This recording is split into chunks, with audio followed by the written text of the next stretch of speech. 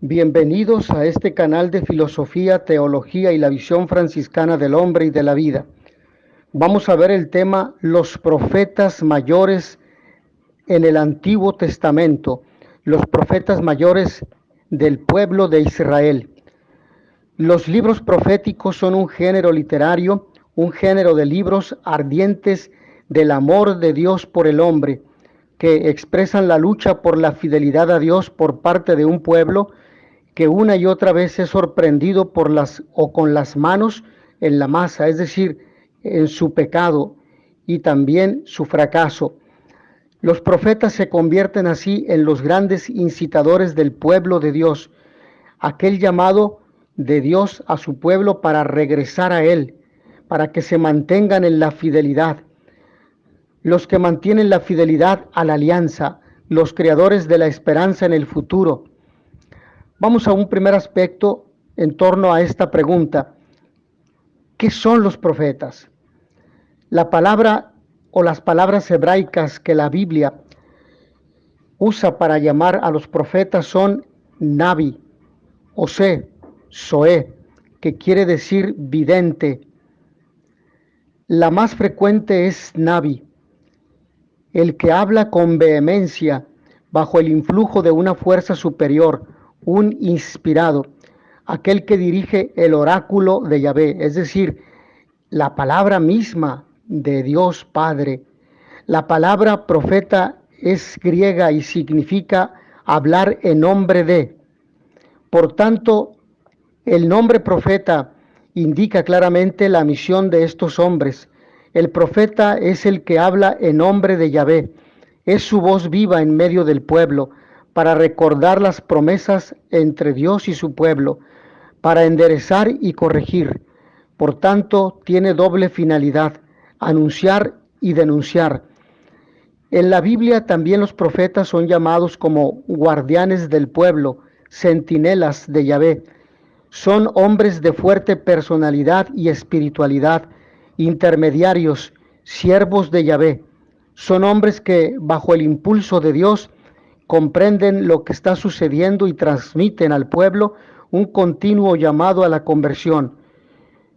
Y su misión es discernir la voluntad de Dios sobre el presente del pueblo para proyectarlo a un futuro de esperanza y de salvación. En un segundo elemento, pregunta, vamos a preguntarnos, a cuestionarnos cómo nació el profetismo. En el plan de salvación, Dios siempre ha llamado a algunas personas, a quienes envió o a quienes envió a su pueblo. Sin embargo, cuando hablamos de profetas nos referimos a aquellos que dejaron escrito su pensamiento y sus profecías y constan en el canon bíblico. Una tercera pregunta, ¿cuáles son las enseñanzas principales de los profetas? Recordarles la alianza, reprocharles la fidelidad, o mejor dicho, la infidelidad y las consecuencias de esa infidelidad. Si no se convierten, juicio y condena, la restauración como esperanza, el resto, el mesianismo, la perspectiva escatológica, es decir, la proyección de las promesas proféticas más allá del tiempo. Una cuarta pregunta, ¿qué características tienen los profetas? Un llamado de Dios, esa llamada reviste al profeta de una misión, ser la voz de Dios. Esa llamada nace siempre en una experiencia fuerte de Dios. La misión trae consigo contrariedades y cruces, pero el Señor les protege y les ayuda. ¿Cuántos son los profetas? Son 4 mayores, Isaías, Jeremías, Ezequiel y Daniel, y 13 menores, Oseas, Joel, Amós, Abdías, Jonás, Miqueas, Nahum, Habacuc, Sofonías, Ageo, Zacarías, Malaquías y Baruc. Para dar una idea de la diferencia de tamaño entre estas secciones de las Escrituras, los 5 libros de los profetas mayores contienen 183 capítulos. Los 13 libros de los profetas menores incluyen 67 capítulos. El libro más largo de los profetas mayores, Isaías, tiene 66 capítulos, mientras que el libro más corto de los profetas menores, Abdías, solo tiene uno. ¿Cuál es el objetivo doctrinal que nos proponemos para esta exposición? Conocer a los profetas mayores. Tenemos un objetivo vivencial, dado que estamos en la palabra de Dios. Tomar conciencia de que por ser bautizados, también nosotros somos profetas. Participamos del carácter profético de Cristo. De ahí la urgencia de salir a evangelizar nuestro mundo, nuestra sociedad, todos los ambientes, académico, escolar, laboral, familiar, etc. Vamos a partir de las siguientes tesis. Los libros proféticos son un género de libros ardientes porque expresan el amor incondicional de Dios por su pueblo, que expresan la lucha por la fidelidad a Dios por parte de un pueblo que una y otra vez es sorprendido con las manos en la masa de su pecado y de su fracaso. Los profetas se convierten así en los grandes incitadores del pueblo de Dios, los que mantienen la fidelidad a la alianza, los creadores de la esperanza en el futuro. Son hombres inspirados que se adelantan a su tiempo y van creando poco a poco nuevas relaciones entre el Dios vivo e Israel, el pueblo escogido por Dios. Vamos a una explicación de la tesis que hemos mencionado. Autor y fecha. Vamos a partir siempre de autor y fecha en este esquema. Isaías vivió en el siglo VIII antes de Cristo, unos años antes del destierro. Es el profeta mesiánico cuya palabra golpea y consuela. Le tocó vivir la tiranía de Asiria, que conquistó primero el norte de Palestina y luego Jerusalén. Es un profeta de ciudad y participaba activamente en los asuntos de la clase dirigente. Interviene enérgicamente contra la corrupción de Judá y Jerusalén. El libro del profeta Isaías ha sido escrito por varios profetas, discípulos de Isaías. Vamos con Jeremías. Vivió en el siglo VII antes de Cristo, profeta muy delicado, dotado de gran sensibilidad, tímido y emotivo. En él pugnan la necesidad de paz y ternura con la dureza del mensaje que tiene que anunciar, porque vivió momentos terribles para su pueblo. El período de la humillación y del exilio. Dos yugos uncían al pueblo, Asiria y Egipto. ¿Cómo sacudirse este yugo? Ezequiel vivió en el siglo VII antes de Cristo. Es el profeta del cautiverio, del exilio a Babilonia, a donde fue deportado. En su libro, lleno de esperanza y de consejos, busca tener viva la fe del pueblo, pero es un profeta de personalidad compleja. Jerusalén estaba en el poder de Babilonia, y fue aquí donde fue llamado por Dios para llegar a ser bandera y centinela. Para la casa rebelde de Israel, como bien lo dice en el capítulo 1, 2 y 3, su misión se desarrolla toda en el exilio, entre los desterrados. Es propenso al abatimiento, a visiones raras para nosotros. Pertenece a la casta sacerdotal o levita. Es impulsor del culto, los ritos y el anhelo de santidad. Daniel vivió en el siglo VIII, pero el libro se escribió alrededor del siglo II antes de Cristo, después del exilio. Es de carácter totalmente distinto a los anteriores. La primera parte de su obra consta de narraciones en el período de Babilonia. La segunda trata de visiones en las que se presentan las grandes fuerzas impulsoras de la historia. Esto es respecto al primer punto en el cual he planteado presentarles los rasgos característicos de cada uno de ellos y biográficos, un poco de una breve biografía. Ahora vamos a las características literarias, es decir, primero hablamos del autor, ahora vamos a hablar de las características de aquellos libros que ellos escribieron. Los profetas Son hombres de la palabra, usan muchos géneros literarios para transmitir el mensaje de Dios. Los principales son estos: los relatos, relatos de su vocación, hechos de la historia de su pueblo para evidenciar la presencia de Dios dentro de la historia. Oráculos es otro aspecto, otro género literario. Son una declaración solemne, son subgéneros literarios. Son una declaración solemne hecha en nombre de Dios. Los oráculos pueden ser de juicio, donde se da el juicio de Dios contra una persona o un pueblo. Oráculos de felicidad, que son promesas de salvación. Y otro aspecto, otro subgénero, acciones simbólicas, no son palabras, sino hechos que luego explican al pueblo. También están las parábolas, que son comparaciones. Ahora veamos las características literarias en estos profetas. Hemos un poco dicho en forma general las características literarias de los profetas. Ahora vamos a enfocarnos en cada uno de ellos. Por ejemplo, Isaías es un hombre con una cultura muy profunda, rica y erudita. Es un hombre preparado. Su estilo es considerado de lo más puro y clásico. Usa el recurso de los oráculos. Jeremías, por su parte, su estilo es menos imaginativo que el de Isaías, pero tiene gran expresividad y fuerza interna. Es un estilo hondo, profundo, sensible, muy vívido. Cuenta sus luchas, dudas y gritos angustiosos. Casi es un retrato de su propia vida. Usa imágenes sugestivas como el yugo roto, la viña, etc.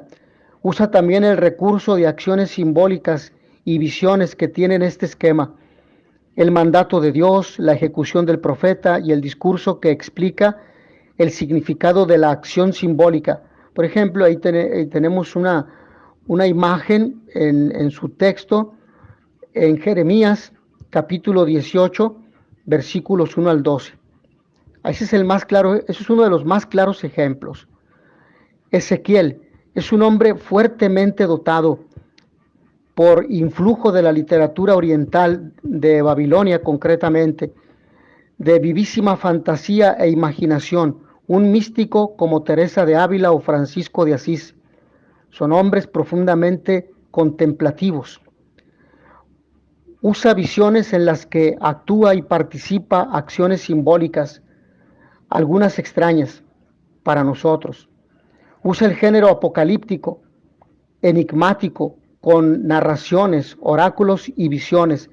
Las narraciones son casi todas en primera persona, lo que da un fuerte temple autobiográfico a cada página por la unidad, sistematicidad y coherencia de la estructura del texto. Podemos llamar a Ezequiel el primer dogmático del Antiguo Testamento, es decir, aquel hombre que nos presenta las verdades fundamentales de fe de la creencia judía, es decir, de la revelación de Dios Padre como Creador, aquel que se acerca a su pueblo elegido. Vamos con Daniel. Es el único libro que nos ha llegado escrito en las 3 lenguas bíblicas: hebreo, arameo y griego. Emplea el relato ejemplar inventado con una lección moral. Y vamos a hablar un poco del género. El género es apocalíptico, lleno de alegorías, visiones, imágenes extrañas y grandiosas. Los personajes y las naciones se transforman en bestias u otros seres fantásticos. Los años y los números son tratados de una manera simbólica. El tiempo presente y el futuro se mezclan para dar una visión sintética de la historia humana. Vamos a un tercer punto que he denominado división y contenido temático. Isaías comprende 66 capítulos, se divide en 3 grandes partes. Por ejemplo, vamos a mencionar la primera, es el proto-Isaías, que es el primer Isaías, y comprende de los capítulos 1 al 39. El más importante, y aquí se contienen los oráculos y las promesas mesiánicas del Emmanuel, que es Dios con nosotros. Luego tenemos el Deutero Isaías, que es el segundo Isaías, que comprende de los capítulos 40 al 55. Es llamado el libro de la consolación por la liberación a través del sufrimiento del Mesías. Luego tenemos Trito Isaías, que es el tercer Isaías, de los capítulos 56 al 66. El profeta anima a su pueblo a la fidelidad y al culto de Yahvé. Vamos con Jeremías. El tema central en torno al cual gira toda la predicación es el de la santidad de Dios. Sí, entonces está en tres partes. La primera, oráculos contra Judá y Jerusalén, capítulos 1 al 24. Luego la segunda, oráculos de salvación sobre Israel y Judá, capítulos 25 al 45. Y finalmente, oráculos contra las naciones, capítulos 46 al 52. Así avanzamos a Ezequiel. 5 partes, está constituido en 5 partes. La primera, vocación y misión del profeta, capítulos 1 al 3.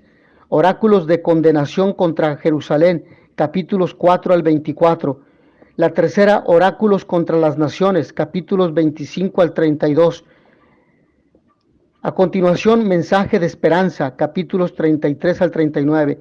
Y como quinto y última parte, tenemos la visión sobre el templo y la tierra, que comprende de los capítulos 40 al 48.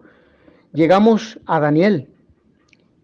Daniel tuvo la misión de consolar a su pueblo con un mensaje de confiada esperanza. La estructura está constituida por 3 partes. La primera, historia de Daniel, del capítulo 1 al 6. Visiones de Daniel, capítulos 7 al 12. Y finalmente, tercera y última, relatos griegos de los capítulos 13 al 14. Estos son los deuterocanónicos. Sí, entonces son los libros posteriores. En el número 4, 1.4, tenemos el contenido teológico y espiritual de los profetas mayores. Isaías, denuncia social y política. Denuncia a quién? A la clase dominante por su lujo y su orgullo, por su codicia y sus injusticias a costa de los pobres. Y lo hace para provocar un cambio de conducta, una conversión, para que todos se encuentren con Dios. Entonces estamos ante un llamado a la justicia de Dios. Ahí bastaría leer Isaías capítulo 1, 3, 5 y 10 para darnos cuenta del contenido que estamos mencionando. Luego tenemos Dios glorioso, fuerte y omnipotente. Esta fuerza y poder divino se manifiestan a través de la historia nacional o internacional. Ahí bastaría que leamos los capítulos 28, 29 y 31 de Isaías. Y también tenemos aquella temática referente a la conciencia de miseria y de pecado del pueblo. Resalta las miserias humanas para provocar la conversión. La vanidad de las mujeres, la indiferencia religiosa, la confianza en el dinero y riquezas, bienes materiales y autosuficiencia. No necesito de nadie. Por eso basta que leamos Isaías capítulo 3, versículo 16, capítulo 5, versículo 19, capítulo 22, versículo 9, capítulo 30, versículo 1, y luego también el versículo 2 y el versículo 6. Bueno, vamos a otro punto importante sobre el mesianismo real, que también Isaías lo menciona. Entonces tenemos estos 4 grandes temas. Habla de que nacerá el Mesías de entre ese resto de Israel pobre, humilde y justo. O sea, no nacerá de entre la gente de la nobleza, de los ricos, de los sabios, no, sino de entre ese resto pobre. Pero es un resto pobre que es humilde, es decir, que tiene esperanza en Dios y que además es justo, practica pues valores y virtudes. Y será Emmanuel, el heredero de las promesas hechas a David, rey pacífico, portador de gran paz y alegría en el pueblo, pero también siervo de Yahvé que debe sufrir por la salvación del pueblo. Esto nosotros lo podemos leer en Isaías capítulo 4, versículos 2 al 3, o también el capítulo 8, versículo 8, capítulo 7, versículo 9, y luego el capítulo 11, bueno, capítulo 7, versículo 9 y 11, luego capítulo 42, versículos 49 al 53, para ser precisos. En Jeremías, ¿qué propone Jeremías? Dice, arrancar y derribar la infidelidad a Dios. Esto nos dice Jeremías, ¿no? También el culto falso, exterior y vacío. No es un culto desde el corazón. Y eso lo podemos nosotros confrontar en Jeremías, en el capítulo 2, versículo 7, capítulo 3, versículos 31 al 34. También habla de edificar y plantar, exhortación a la fidelidad, a la esperanza mesiánica, a una religión interior sellada en el corazón del hombre. Y también ahí podemos confrontar en el capítulo 30 y 31. Y finalmente el capítulo 23, versículos 5 al 6 y capítulo 3, versículos 14 al 25. También habla de amor de Dios. Jeremías es el cantor enamorado de su Dios, un Dios personal que dialoga con el corazón de la persona y con el pueblo. La imagen que utiliza el profeta es la de noviazgo y amor conyugal, y podemos confrontar esto en Jeremías capítulo 2, versículo 22.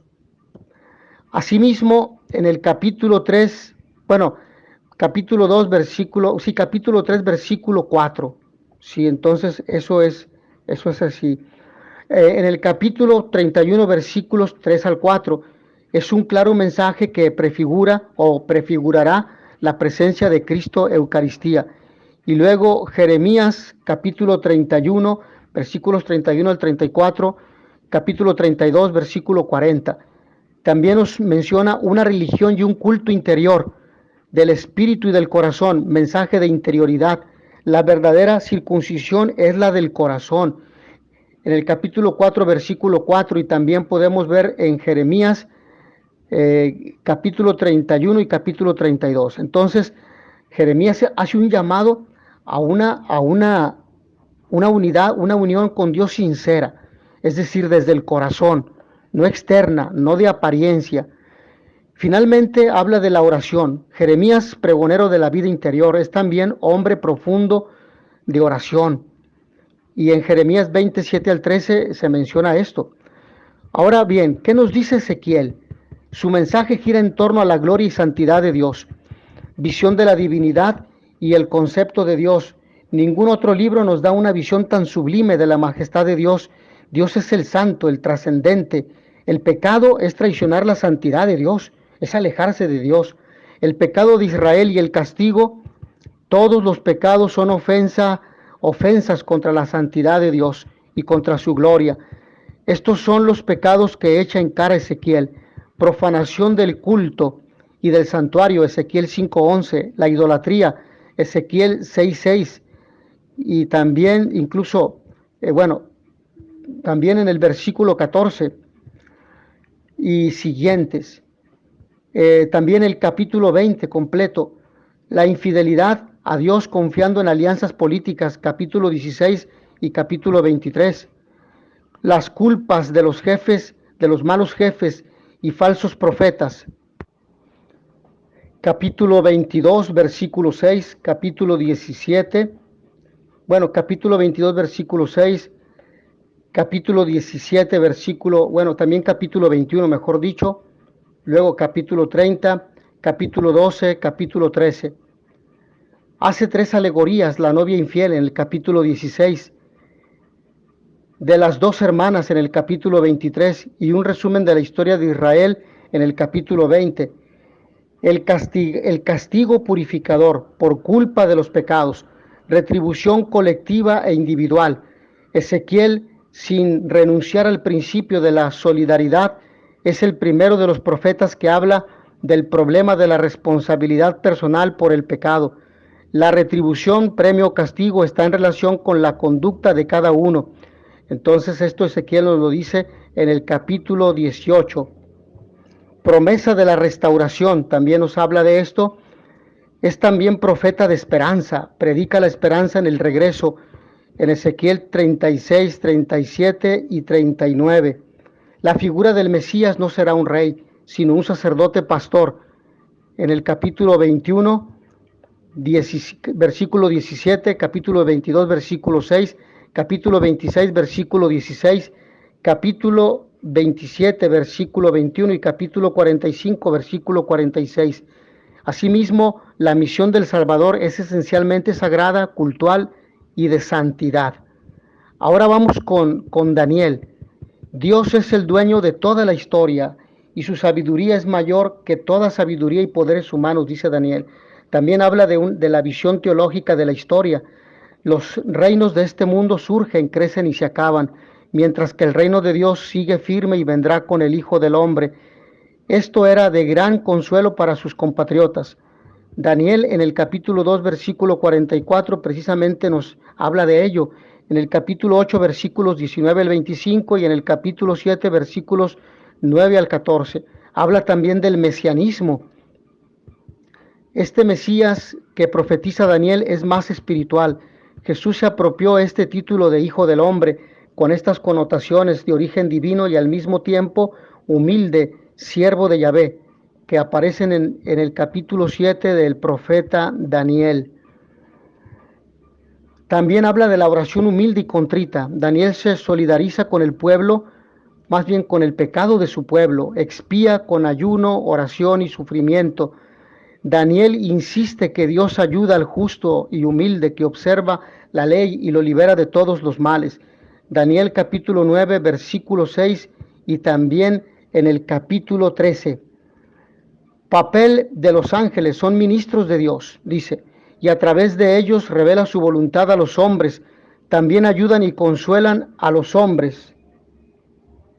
Y esto lo podemos constatar en Daniel capítulo 7, versículo 10, capítulo 3, versículos 91 al 92, capítulo 6, versículo 23, capítulo 8, versículo 16 y el capítulo 9, versículos 21 al 22. Daniel también nos habla de la resurrección de los muertos, en sintonía con los libros de los Macabeos.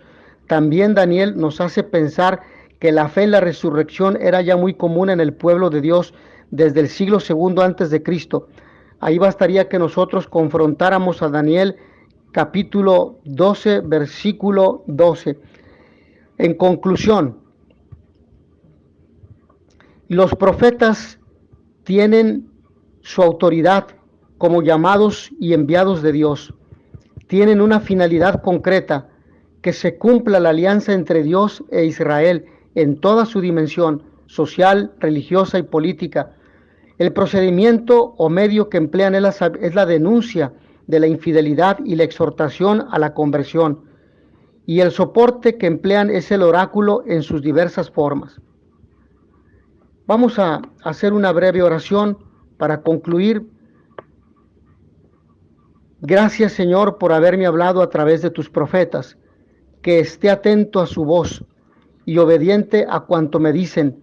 Pon en mi boca tus palabras para que también yo pueda ejercer mi misión de bautizado como profeta, llevando tu palabra por todas partes con valentía y sin miedo, de palabra y de acto de vida. Amén. Finalmente, concluyo con este apéndice muy breve. Cristo es el profeta más grande y cada uno de nosotros, por nuestro bautismo, también participamos en la misión profética de Cristo. Aquí, por ejemplo, les quisiera presentar algunas citas del Catecismo de la Iglesia Católica sobre cómo nosotros los bautizados no ordenados o cómo los bautizados no ordenados, los laicos, viven la misión también profética. El pueblo santo de Dios participa también del carácter profético de Cristo. Lo es sobre todo por el sentido sobrenatural de la fe, que es el de todo el pueblo, laicos y jerarquía, es decir, sacerdotes. Cuando se adhiere indefectiblemente a la fe transmitida a los santos de una vez para siempre y profundiza en su comprensión y se hace testigo de Cristo en medio de este mundo. Cristo realiza su función profética no solo a través de la jerarquía, sino también por medio de los laicos. Él los hace sus testigos y les da el sentido de la fe y la gracia de la palabra. Enseñar a alguien para traerlo a la fe es tarea de todo predicador e incluso de todo creyente. Los laicos cumplen también su misión profética evangelizando con el anuncio de Cristo comunicado con el testimonio de la vida y de la palabra. En los laicos esta evangelización adquiere una nota específica y una eficacia particular por el hecho de que se realiza en las condiciones generales de nuestro mundo. Este apostolado no consiste solo en el testimonio de vida. El verdadero apostolado busca ocasiones para anunciar a Cristo con su palabra, tanto a los no creyentes como a los fieles. Los fieles laicos que sean capaces de ello y que se formen para ello también pueden prestar su colaboración en la formación catequética, en la enseñanza de las ciencias sagradas y en los medios de comunicación social. Tienen el derecho y a veces incluso el deber, en razón de su propio conocimiento, competencia y prestigio, de manifestar a los pastores sagrados su opinión sobre aquello que pertenece al bien de la Iglesia y de manifestarla a los demás fieles, salvando siempre la integridad de la fe y de las costumbres y la reverencia hacia los pastores, habida cuenta de la utilidad común y de la dignidad de las personas. El mundo necesita profetas. Juntos debemos continuar la tarea de la evangelización como profetas del siglo XXI. Vivamos nuestra misión bautismal y digamos al mundo que Jesús los ama. Compartamos la buena nueva, porque también tenemos algo importante que decir. Mis hermanos, hasta aquí este tema. Agradezco a todos ustedes su amable atención y notitia veritatis proficere pax et bonum.